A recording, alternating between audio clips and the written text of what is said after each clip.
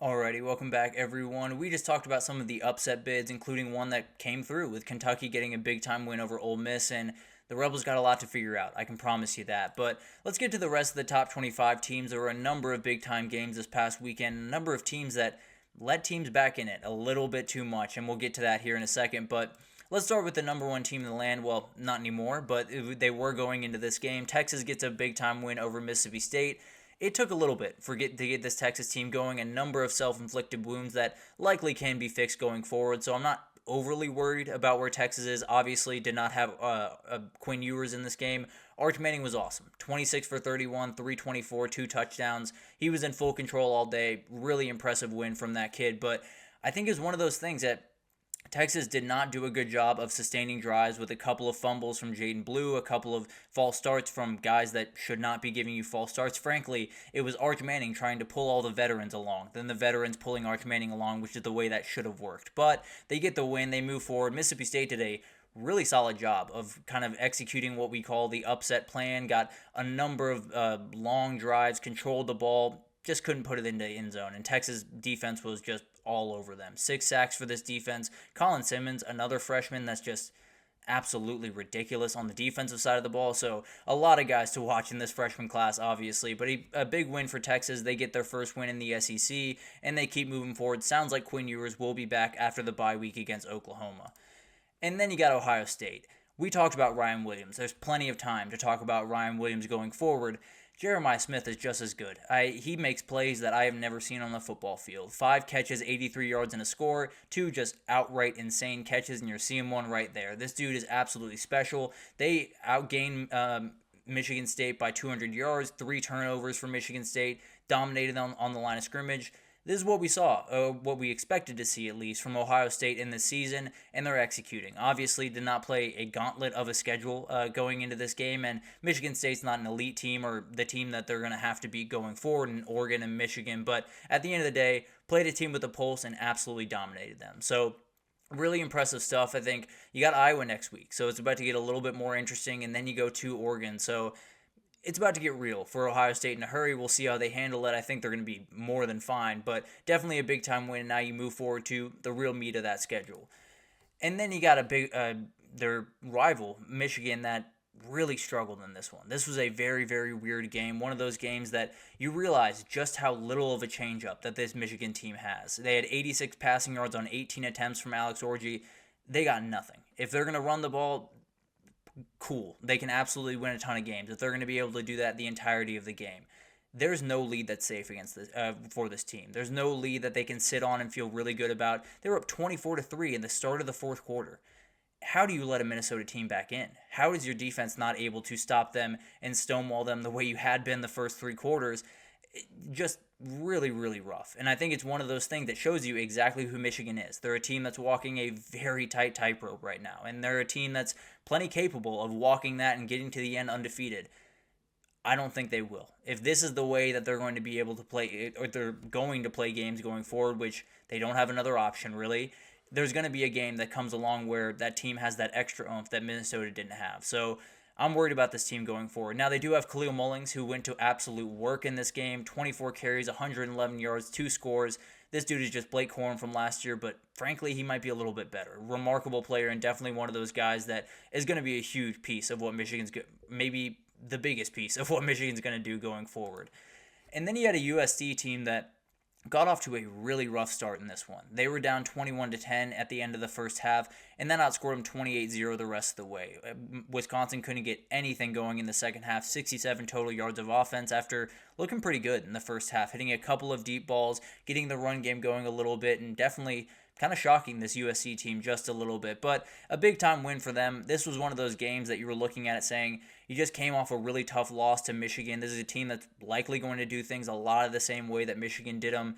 Are they going to be able to rebound? And for the first half, it looked like they couldn't, but they finally were able to do that. Huge win for them. They go to Minnesota next week, which we just saw can get a little bit sketchy on you. And then they got Penn State. So huge game there, obviously, but USC stays alive. That's the most important thing right now, especially in the Big Ten when pretty much anyone can beat anyone on any given day.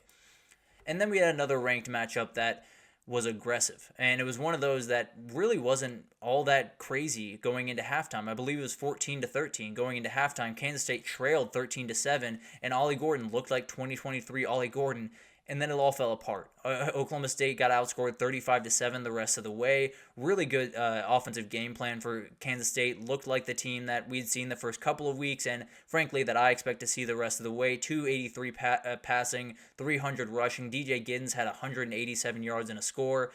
A lot of really good things happened for Kansas State in the second half of this game. I think if you're Oklahoma State, you got Ollie Gordon going for a little bit. You got a couple of big-time carries out of him, and a lot of this was game flow. You're down by that much. Ollie Gordon's not getting the ball very much. So it's not necessarily that. I think he took a big-time step forward, and I think this offensive line did as well. But when you're going to make that many mistakes towards the end of a game, you're going to get dominated, especially against a team that has someone so dangerous on the other side of the field. So big win for Kansas State. Probably knocks Oklahoma State out of the running for the Big 12. But as we know, that's a crazy conference and can get even crazier next week. So we'll see what happens there. But Kansas State gets back on track after a very weird win for a very weird loss to Boise last week. So huge win for them. And then you had Oklahoma get the weirdest win that I've seen in quite some time. This is a sicko's paradise was this game. It was all over the place, pretty sloppy. Got a couple of big-time plays from Michael Hawkins to open it, and a couple of big-time plays downfield from this Auburn offense. But he did enough. Michael Hawkins did enough, and you cannot ask more from this kid, a freshman walking into Jordan-Hare, going 10 for 15, 161 yards, 14 carries, 69 yards, 1 touchdown. No turnovers. That is the number one thing. No turnovers for this kid. An absolutely huge win for Oklahoma, and frankly, if you're Auburn, I don't know what you do. You're up 21-10 against a team that really doesn't have much of an offense to begin with. With 9 minutes left in the game, you give up a touchdown drive of 67 yards when you hadn't done that really all day unless Michael Hawkins was running crazy, and then Kip Lewis picks off Peyton Thorne and takes it back for the lead. This Auburn team is just almost infuriating to watch, and I'm not an Auburn fan. I can't imagine what it's like to watch for Auburn fans because it's ridiculous. It's a team that I think they outgained Oklahoma by over 200 yards in this game. This is not a game that they should lose. It's a game that they should never lose. You're at home. You outgain a team that is coming into the first road environment in the SEC with a backup quarterback, the best 5 receivers out of the game. In my opinion, their best running back, although Javonte Barnes is a very good player. I love Taylor Tatum. He was out of this game, and you lose. I don't know how it happened, but frankly, just strap in. If you're an Auburn fan, I would love to give you better news right now, but just strap in for the rest of the season because it might just get ugly in a hurry. And then you got an A&M team that got another really weird, kind of ugly win. I'll be totally honest. Got outgained in this game, had a worse third down conversion, only had 50% completion, although that's probably the way that they're going to go about business.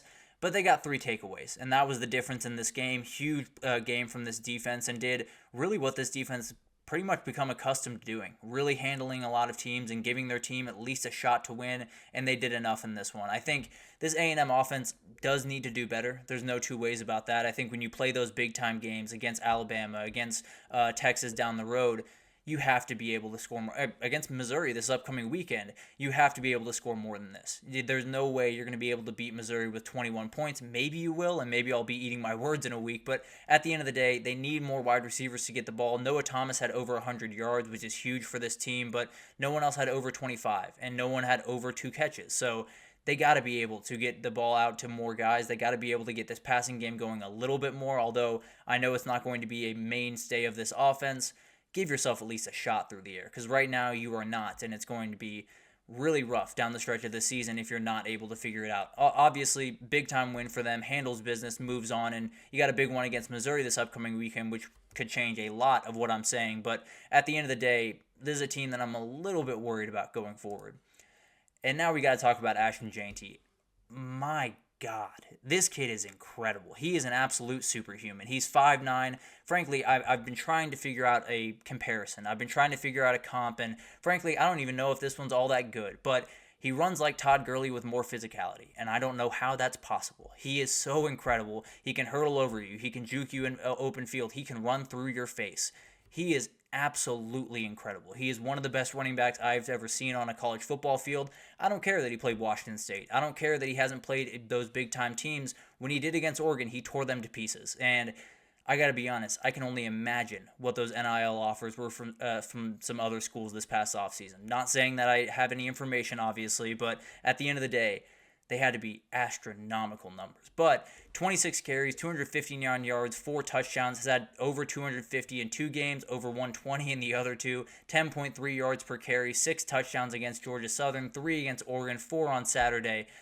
He's magic. He's above the pace right now that Barry Sanders was on in his record-setting season in 1988. But at the end of the day, Barry Sanders really kicked it up a notch once he got into conference play. We'll see if Ashton Jeanty can do the same thing. But, man, this kid is absolutely incredible. And Boise State, still a team that has plenty to do with what the G5 is going to be this upcoming year. We'll talk about the team that they're going to have to go through here in a second. But really, really remarkable stuff from this team. And, frankly, if Ashton Jeanty keeps running the ball that way, I don't know if they're going to be beat. I got to be totally honest. I don't know if they're going to be beat the rest of the way. And then you get into the CFP. If you have a player like that who will be the best player on the field, pretty much bar none, unless they play a very few select teams, this kid could take over the game and win it for you single-handedly. So Boise State might be one of those teams that not only could make the CFP as a group of 5, but maybe get that one big-time win. It's because of Ashton Jeanty, because of how incredible he is. So a lot of really remarkable games. No two ways about that. I think when you talk about that Kansas State win, very much needed. Gets them back into the hunt, puts them pretty much right where everyone else is. I mean, you have BYU, Texas Tech, and Colorado up top, believe it or not.